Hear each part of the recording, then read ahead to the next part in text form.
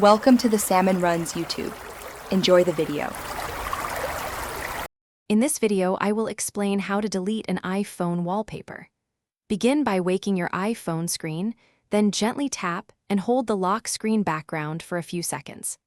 This action brings up your collection of current wallpapers, allowing you to manage them efficiently. You will see a small Customize button appear at the bottom, alongside options to add new ones. Once you are in the Wallpaper selection interface, swipe your finger horizontally across the screen. This allows you to browse through all the different wallpapers you have previously set up. Stop when the wallpaper you want to delete is centered and fully displayed on your screen. Confirm your selection visually before moving to the next step.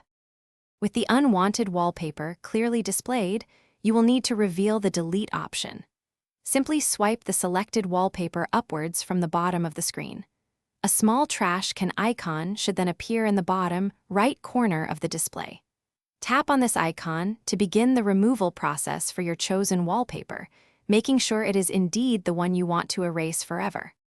After tapping the trash can icon, a pop-up window will appear on your screen. This prompt will ask for confirmation, typically stating, "Delete this wallpaper." To finalize the process, simply tap on the Delete this wallpaper option. Your chosen background will then be permanently removed from your iPhone's wallpaper collection, freeing up some space and decluttering your options. Thanks for watching. Consider subscribing if we helped you.